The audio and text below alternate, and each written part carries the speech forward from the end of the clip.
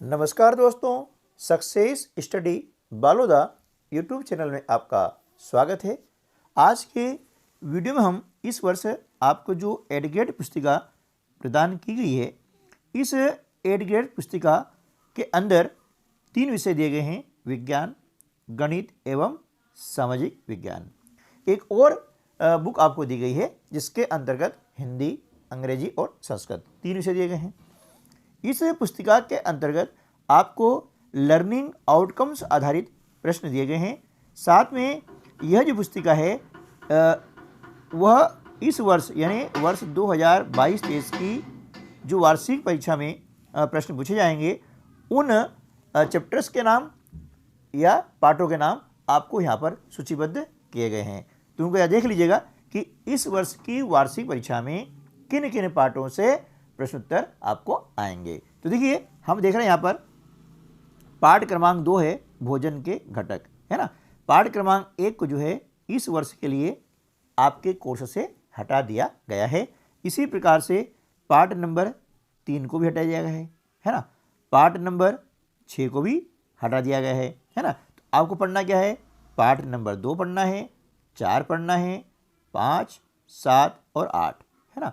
इसी प्रकार से आगे चलते हैं तो पाठ क्रमांक 9 पढ़ना है, 10 पढ़ना है, 11, 12, 13 और पाठ क्रमांक 14 आपको नहीं पढ़ना है, ठीक है ना। तो ये 60% कोर्स इस वर्ष के लिए निर्धारित किया गया है, जिसमें से आपकी वार्षिक परीक्षा में प्रश्न पूछे जाएंगे। क्लियर है गया?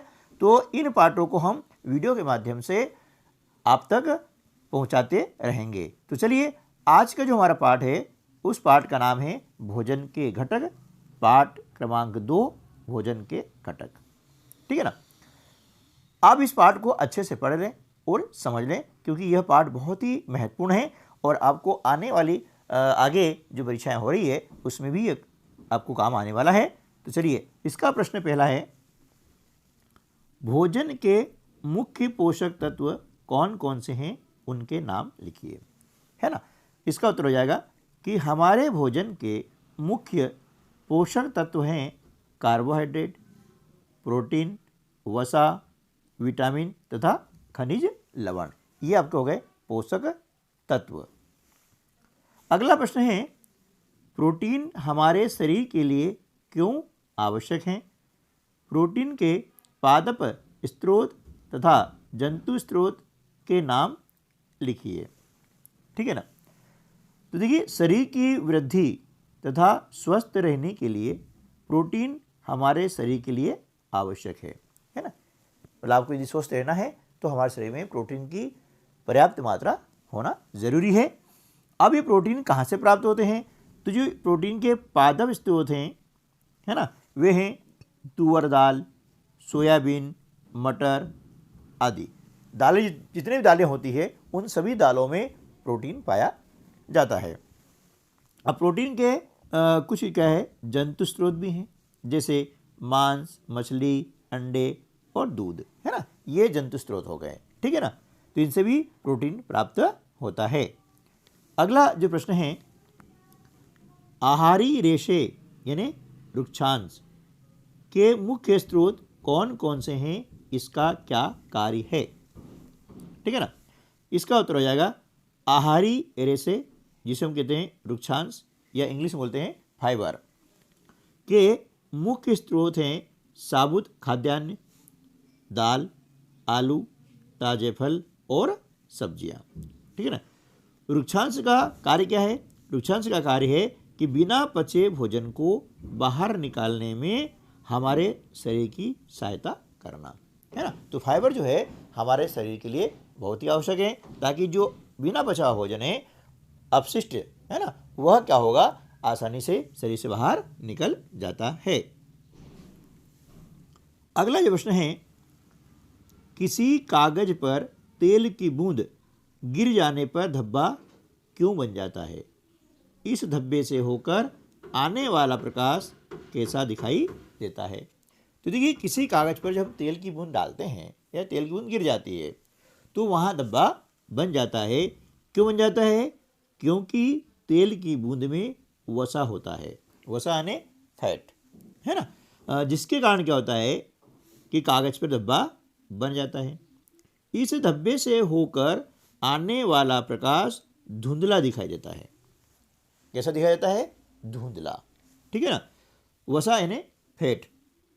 प्रश्न क्रमांक 5, कार्बोहाइड्रेट के प्रमुख स्रोतों को चित्र बना करके उनके नाम लिखिए। यानी जिन पदार्थों में, है ना, कार्बोहाइड्रेट पाया जाता है, यानी कार्बोहाइड्रेट के जो सोर्स हैं, है ना, उनके चित्र बनाना है और उनके नाम लिखना है। तो देखिए यहाँ पर आपको चित्र दिया गया है, ऐसे चित्र आप बना सकते हैं।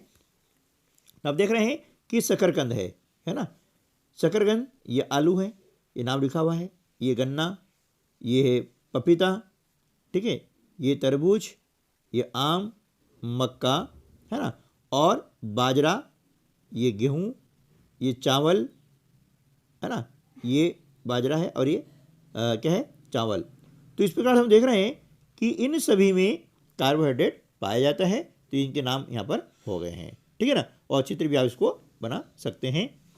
तो किन किन चीज़ों से हमें कार्बोहाइड्रेट प्राप्त होता है, उनके नाम यहाँ पर हो गए हैं। चलिए अगला प्रश्न है प्रश्न क्रमांक 6, विटामिन सी के प्रमुख स्रोतों के चित्र बनाकर उनके नाम लिखिए। तो यहाँ पर आपको दिए गए हैं चित्र। देखिए इनके नाम है संतरा, है ना, ये आप देख रहे हैं, ये संतरा है ना, इसका चित्र बना सकते हैं। अमरूद, है ना, हरी मिर्च, नींबू, आंवला और टमाटर। इन सब में विटामिन सी जो है प्रचुर मात्रा में पाया जाता है। ठीक है ना। तो ये हो गए विटामिन के कुछ सोर्स। ठीक है। चलिए नेक्स्ट क्वेश्चन। प्रश्न क्रमांक 7, अभावजन्य रोग किसे कहते हैं? अभावजन्य रोगों के नाम लिखिए। उत्तर हो जाएगा कि वे रोग जो लंबी अवधि तक पोषकों के अभाव के कारण होते हैं। पोषक मतलब जो पोषक तत्व है, अभी हमने पढ़ा था, प्रोटीन, विटामिन, कार्बोहाइड्रेट, आयोडीन, खनिज लवण, है ना, ये जो पोषक तत्व हैं उनके अभाव के कारण होते हैं। तो उन्हें हम कहते हैं अभावजन्य रोग। ठीक है ना। जैसे रतौंधी, बेरी, स्कर्वी, रिकेट्स, घेंगा जिसे हम गाइटर भी कहते हैं, अरक्तता यानी एनीमिया आदि जो है अभावजन्य रोगों के नाम हैं। अगला प्रश्न है, संतुलित आहार हमारे शरीर के लिए क्यों आवश्यक हैं? उत्तर हो जाएगा, हमारे शरीर की वृद्धि और अच्छे स्वास्थ्य को बनाए रखने के लिए हमारे शरीर के लिए संतुलित आहार आवश्यक हैं। यानी इसमें सभी प्रकार के पोषक तत्वों का समावेश होना चाहिए, न ज़्यादा कम और न ज़्यादा अधिक। अगला प्रश्न है दीर्घ उत्तरीय प्रश्न है प्रश्न क्रमांक 9, विटामिन और खनिज लवणों के अभाव के कारण होने वाले प्रमुख रोग कौन कौन से हैं?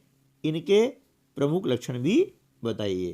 तो देखिए यहाँ पर हम देख रहे हैं कि हमने एक टेबल बनाई है, तालिका बनाई है। इसके अंतर्गत लिखा हुआ है विटामिन या खनिज का नाम और इनकी कमी से होने वाले अभावजन्य रोगों के नाम हमने इस कॉलम में लिखे हैं और इस रोग के लक्षण क्या होते हैं वे हमने इस कॉलम में लिखे हैं। तो देखिए विटामिन ए, अब विटामिन ए की कमी से होता है क्षीणता, दृष्टिहीनता, जिसे हम कहते हैं रतौंधी। क्या बोलते हैं? रतौंधी बोलते हैं। इसमें क्या होता है कि दृष्टि कमज़ोर हो जाती है विटामिन ए की कमी से। और रतौंधी रोग में क्या होता है कि जब रात हो जाती है, अंधेरा हो जाता है, तो उसमें बहुत कम दिखाई देता है। विटामिन बी, अब विटामिन बी की कमी से होता है बेरी नामक रोग। अब इस रोग के लक्षण क्या है कि हमारी जो पेशियाँ होती हैं वे दुर्बल हो जाती हैं और काम करने की जो ऊर्जा है ना उसमें कमी आती है, आलस आती है, सुस्तपन बना रहता है शरीर के अंदर, है ना। तो समझिए कि वहाँ पर विटामिन बी की कमी है। विटामिन सी, अब विटामिन सी की कमी से होता है स्कर्वी रोग, है ना। विटामिन सी की कमी से क्या होता है? स्कर्वी रोग होता है। और इसके लक्षण क्या है? मसूड़ों से खून निकलना, है ना, मसूड़ों से खून निकलना, घाव भरने में अधिक समय का लगना, ये इसके लक्षण होते हैं। यदि ये लक्षण दिखाई दे तो विटामिन सी की मात्रा आपको लेना चाहिए। विटामिन डी की कमी से होता है रिकेट्स नामक रोग। और इससे क्या होता है, इसके लक्षण क्या होते हैं? अस्थियों का मुलायम होकर के मुड़ जाना। अस्थि मतलब हड्डियाँ, बॉन्स जो हमारी होती है ना, वे कमज़ोर हो जाती है, सीधी सी बात है। और विटामिन डी हमें सूर्य के प्रकाश से प्राप्त होता है निःशुल्क, इसलिए सुबह सुबह के समय आपको कुछ देर के लिए, है ना, धूप में ज़रूर बैठना चाहिए, ताकि आपकी जो हड्डियां हैं, अस्थियां हैं, वे मजबूत हो सके। अगला है आयोडीन। आयोडीन की कमी से होता है घेंगा नामक रोग, जिसे हम कहते हैं गाइटर। ये गले में होता है ना। इसके लक्षण क्या है? गर्दन की ग्रंथि का फूल जाना। ये नीचे जो हमारी सामने जो गर्दन होती है, यहाँ पर फूल जाती है और बहुत बड़ा उसका निशान बन जाता है, ऐसे लटता रहता है। और क्या होता है? बच्चों में मानसिक विकलांगता भी आ जाती है आयोडीन की कमी से। चलिए नेक्स्ट क्वेश्चन है, खाद्य पदार्थों में प्रोटीन का परीक्षण किस प्रकार किया जाता है, समझाइए।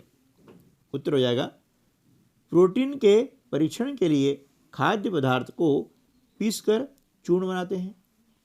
इस चूर्ण को एक साफ परख नली में डालकर 10 बूंद जल डालकर उसे अच्छी तरह हिलाते हैं। ठीक है ना। अब क्या करेंगे? हिलाने बाद में ड्रापर की सहायता से परख नली में 2 बूंद कॉपर सल्फेट का विलयन तथा 10 बूंद कास्टिक सोडा का विलयन डालते हैं और उसे अच्छी तरह से हिला करके कुछ मिनट के लिए परख नली को रख देते हैं। उसके बाद हम देखते हैं कि परख नली के पदार्थ का रंग बैंगनी हो गया है। कैसा हो गया है? बैंगनी हो गया है।